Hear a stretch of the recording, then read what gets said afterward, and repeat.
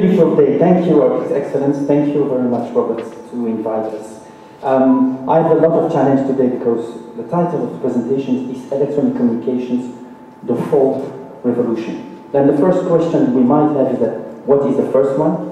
Obviously, I see already a few people saying yes. Second one, third, and fourth. And maybe I will have a chat with Goran afterwards to say, maybe we have the fifth one already. But please wait, the coffee post, please, Goran. Then, I'm so happy to be there. Machine to machine, Internet of everything. It's very important. Then, during this presentation, I will not reinvent the wheel.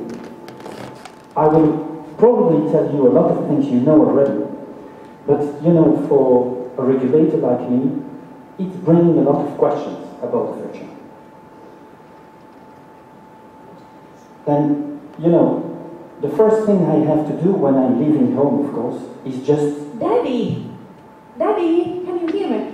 I need a new mobile phone. Come on, I'm presenting now. But this is very important now, so the current one is not working properly. I need higher speeds, better connectivity, and also bigger screen. I hate smartphones. You're not supposed to interrupt me. Oh, and it has to be white. That is important. Okay, I will take a white one. Thank you very much. I need to continue. We have ministers and a lot of people. Thank you, Robert. Thank you. I'm sorry about that. You know, technology sometimes is very embarrassing because you can... Daddy, I know that you are going to Ohrid, and please, you know that I have problems with my girlfriend. Please bring me the pearls from Ohrid. How do you know I'm here? Yeah, but I know the exact, exact shop where you have to buy it, and please do it. Do you trust me? No. Okay, tell me quickly because, you know, I still need to continue and I saw the shop is close to the restaurant that you will have a dinner, you know, and just 500 meters on the right. So if you will have a problem, just call me, okay? Send me that in my favorite application, please. With okay. Thank you very much. See you, bye. That's it. Please. Sorry about it. Of course, when we have that, they know I was, you know, arriving in Ohrid, a beautiful city. And then even here, we can be connected, really well connected. And even my children can know everything about where I am, what do I need to purchase for them and so on, because every time I travel, they like to tell me what I have to purchase for them. This is very strange. They are born after 1980. And I'm watching in the room. If you are born after 1980, you will not understand what I will tell you. I'm so sorry about that. Then let's come back to the story. I have a challenge because during the time I will talk, I try to do some statistics. You will watch your smartphone, you will send at least 3 emails or messages, and then, of course, every time I will see you sending some mails, even the guys behind me, you know, I'm watching also. I will just jump on you, okay? And the other challenge I have to do, because you are multitasking, I have to walk because I'm connected, and I need to do my steps, because my family will see that it's good for health. Then I'm like a child. When I look to where the world is going to, I'm like a child. The world is speaking strange languages now. HRU, CU, they use strange languages. When I go to university to teach students, before they were watching me, now they're watching the PC. It's a changed world. But like Goran said earlier today, please remember the good time. You will understand what I mean.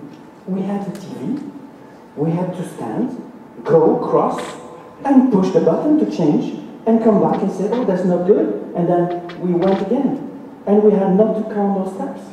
It was maybe a good sign. We had nice phones with a long cable. We had a fantastic Remington. If you remember that in the administration, if we had to type a letter, then you went to the assistant to the director, a director to the director general. Not good, we go back, we start again. It was fantastic how it was going process. Why? Fantastic. And I like to call I heard sometimes an operator, yes, sir, do you need help? Wow, it was a good time. But of course I feel a bit strange today. Not my hair, because, of course I didn't take this picture recently, but, you know, I feel a bit strange because, you know, it went so fast, it changed a lot. And one of the key things about innovation is that, ladies and gentlemen, if we believe that we can repeat everything and continue to develop the things like we did, we will not innovate. And we need to change everything. But let's have a view on the first revolution. I hope you remember. When I saw my first RadioChat TRS-80 computer with 64K, I said K, floppy disk, it was just great, a miracle. And what we said when we had the first games, we had, you know, the first computers, we said, wow, we can start to play, and we had to do our games ourselves. Programming. We had the impression that we were nerd.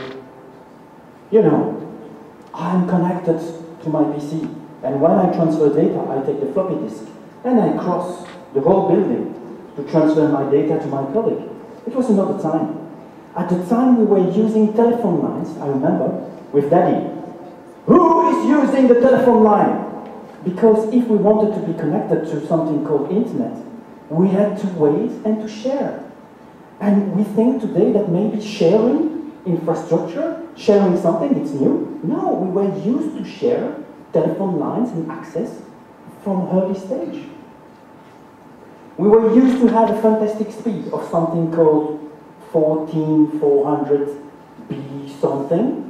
Then the time, because I'm not a technician, I'm not an engineer, the time you have to go to the fridge of Goran, have a full inventory, just to download 1 mail, and then you have full inventory, you prepare your ice cream, some drinks, and you come back.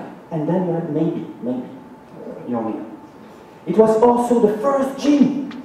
Unbelievable. You had help from someone to carry your phone. It was very good, a lot of trainings. We had the impression that IT could do everything. And of course, if we, and the one who believed that disappeared, it was not enough. Because that was the first revolution. And if you didn't change, it was not possible to move forward. Then let's go to the second revolution. Second revolution is then, what changed? First of all, we saw that cable and infrastructure changed. We saw DSL arriving. From the something waiting, from, you know, having a lot of dispute with parrots, operators did something fantastic for us. No disputes. We could use the telephone line and internet at the same time. And we had DSL with higher speed. But in some countries, with cable, the cable did a fantastic job. They upgraded traditional cable system from analog TV to internet capabilities. It was just a real revolution. We talk about the first mobility capabilities, you know, real mobility, and we were building Web 2.0, interfacing with website, exchanging, and having the impression that we could do a lot of things. And of course, from analog TV, changing to digital. It was the term convergence.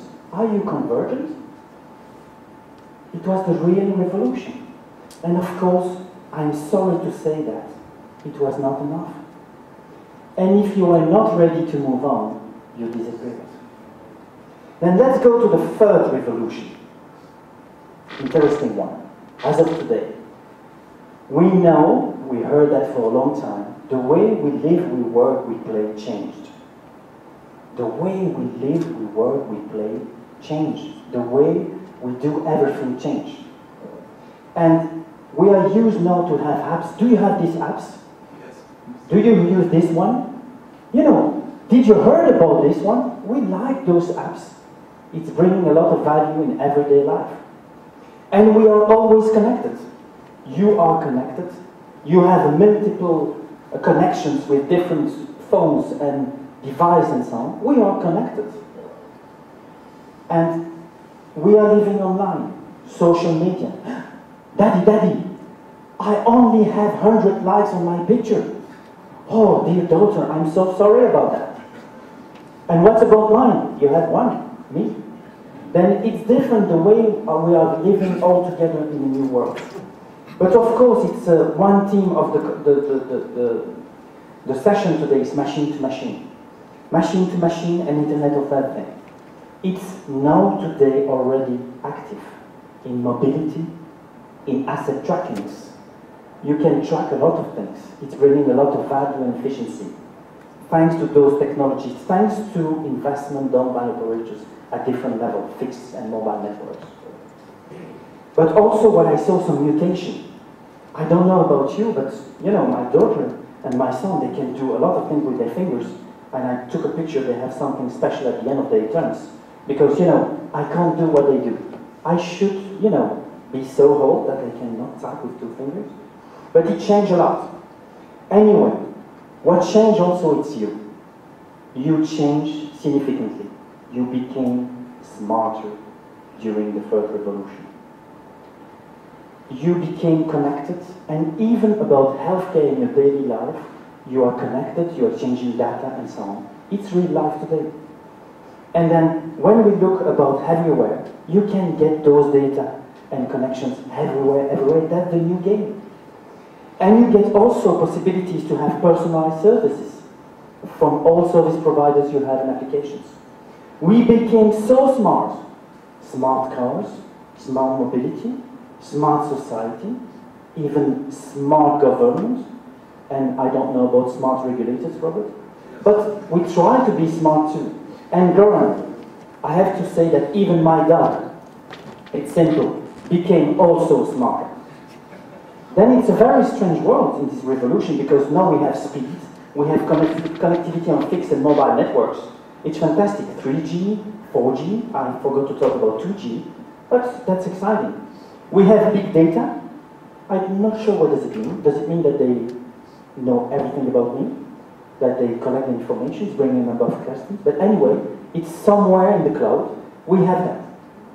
And we saw also a new type of collaboration. Consumers, companies, were entering into the crowd environment, crowdfunding, crowdsourcing, and so on. And of course, the digital TV from the second revolution went further, with replay capabilities, multi-screen, and so on.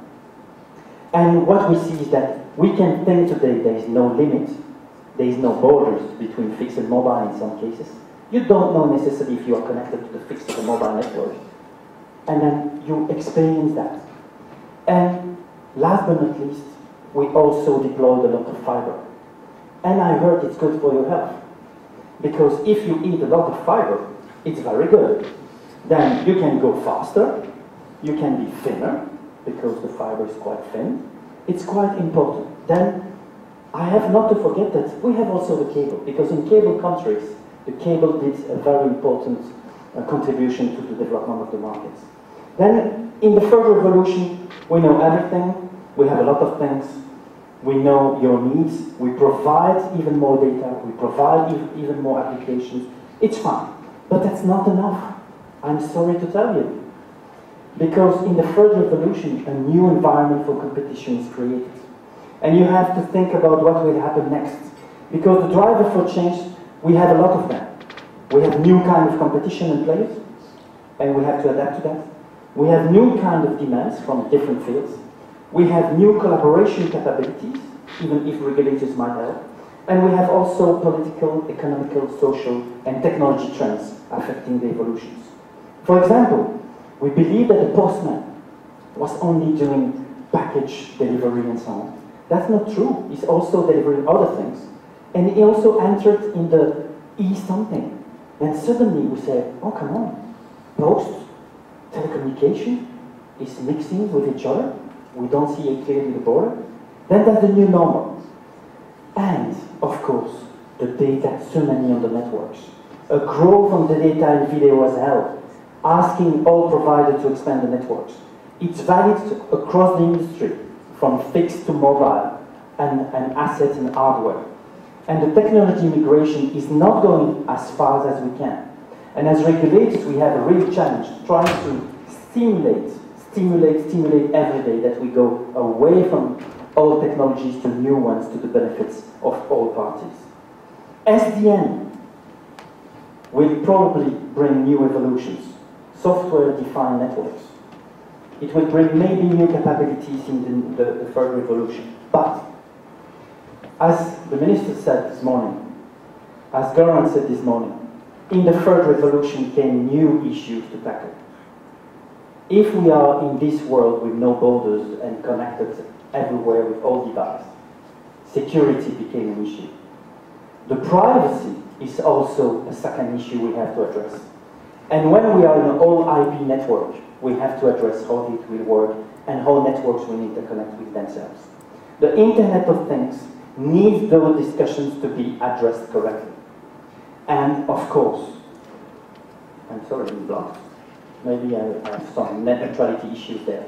But then we have a number of new issues that it's bringing, like copyright, things that are outside the traditional limitation or borders of regulators and operators.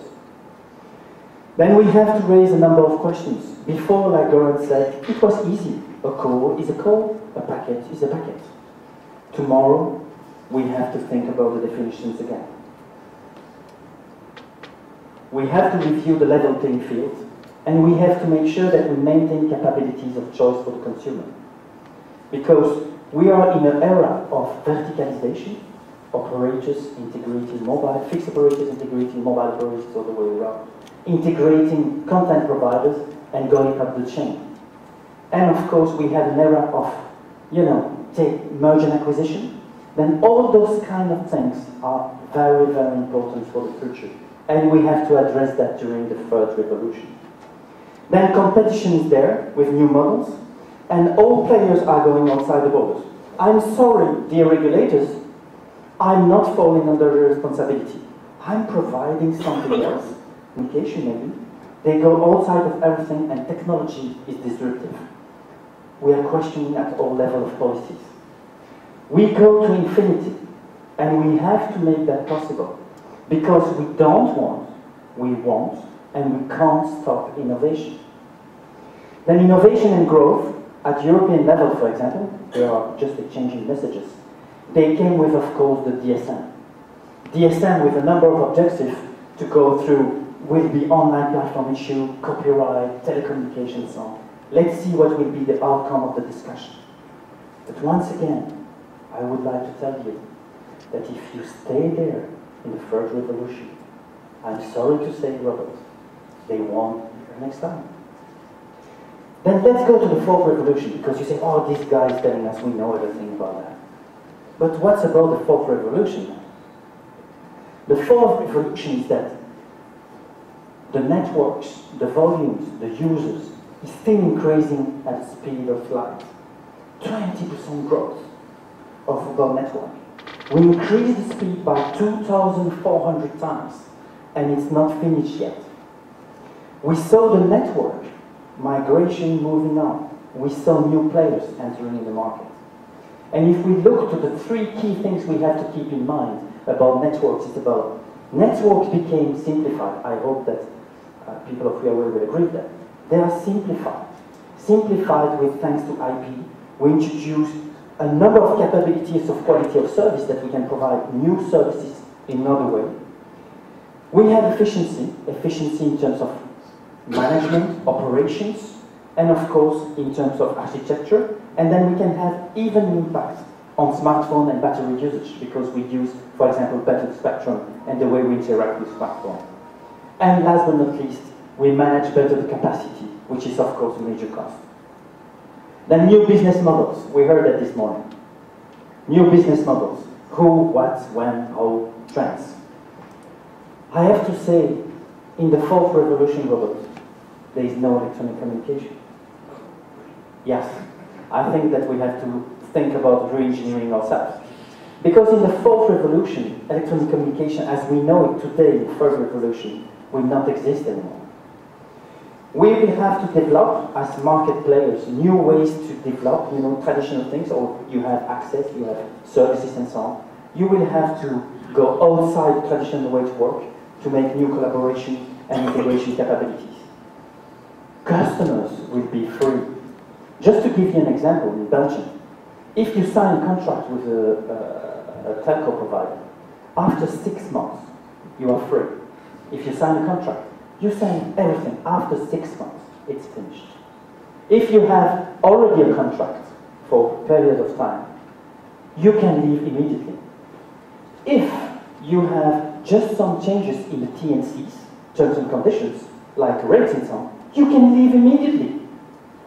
Does it mean that in the fourth revolution, if you believe that you will lock in the customer and they will stay with you for years, forget it.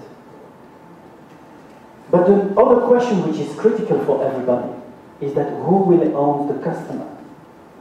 During the revolutions, we were used to have hide the network, hide the customer. Going to the next revolution, we say, oh, new entrants, I need to have content and provide things. Then during the second revolution, we love those type of over something, helping to generate demand in bandwidth and usage, and then it was fine. But during the third and fourth revolution, it changed a bit. Maybe traditional players are not having and establishing the same relationship as they had before. Then agility is becoming crucial if you are in this world. If we look what Google, for example, is trying to do in some cases with new business models, or with Apple getting SIM cards embedded on handsets and so on, virtual SIM cards, we see that the choice capabilities will be developed at different levels, from the hardware and user device, from the network, from the regulation, and from the policies. And we also see a new trend is that, it's a never-ending story, and Goran touched that about some trends. It will be fixed of mobile, maybe with speed about 150 Mbps in LTE advanced networks. We will see competition between the networks. But also, as I said, unlimited everything. Unlimited bandwidth, unlimited contracts, unlimited everything. Then it will influence even more behaviors of consumers. Then in other words, in the fourth revolution, there are no silos anymore. We are away from the traditional convergence services we had in the second and the third revolution to converge experience. We are talking about QoE, quality of experience, and not anymore about quality of service. We will see capabilities, thanks to the technology, to tap new capabilities of services, but of course bringing new questions. Then please, I'm on the side, mind the gap. Because the network is becoming a full platform, is it fixed or mobile? And of course, you have to take care about how you will address that. 5G is behind the door. I talked recently with the managing director of BMW in Belgium, and he told me, driving a BMW is the pleasure to drive. And after he said, we're introducing cars without drivers. And I'm sorry, I said, maybe not very literate, but I asked him, how can you still have pleasure to drive, not driving? He didn't answer this question. But anyway, it will change dramatically, and we are moving on. Then regulations work. We have a lot to do or not. I don't know. Then what can we do to make it possible and to move on? First of all, we have to make sure that we maintain on a sustainable way investment in all the networks. And of course, we have to address a number of issues: partnerships, spectrum access, innovation and enablement, and network neutrality in a future end-to-end IP world. I will not go into much details, but of course there is a lot of discussion and tension within the EU today about how we'll manage spectrum. But one of the key things is to make sure that it's affordable to get the spectrum, that we use it in the most efficient way to the benefits of all parties. But it's also, like Goran said this morning, to provide access to all infrastructure. And what we have to do about that, which means regulate or deregulate in some cases. If we look to the net neutrality, and I was questioning about LTE world, then we are used to talk about net neutrality in an environment today. What does it mean in the fourth revolution when we have all IP networks? And we know that the quality of service is important. This will be a question to answer before we go full speed in the fourth revolution. But it's also a new way to see innovation. Because with all the capabilities, we will see new operators and new players working together. Or we will see different balance between the different players on the market. On innovation, we will see also furthermore capabilities to have what we call free ride on the networks, and how we will address that. And we will see also new players, because in the traditional first and second revolution, and even the third, we want to control everything. And we see already on the market new players having built network just to operate networks and not to own customers. It's available already. And of course, if I'm thinking about traveling, I have to talk about room like at LTE. We are in a wonderful city today of Ohrid, and it's very nice to send pictures. And one of the key things, and thank you for that, Robert, because we as the regulated community, and we also invite policies, is that the experience should be across the networks and across the borders. And this is something which is important for us because we know that we have a number of issues to tackle: wholesale, peering, quality, interoperability between networks. If we want to be ready for the fourth revolution and be really transparent end-to-end in terms of experience for end users, we need definitely to have a perfect interoperability at all levels. But ladies and gentlemen, we have to think about the level playing field. Because we want to enable new business models to the benefits of the society and citizens and companies. But what will be the next step for us? I suggest we reboot our minds for the next steps of the discussions we will have today and tomorrow, and try to identify a number of solutions. Because I believe we can all together go beyond and be ready for the fourth revolution. Thank you.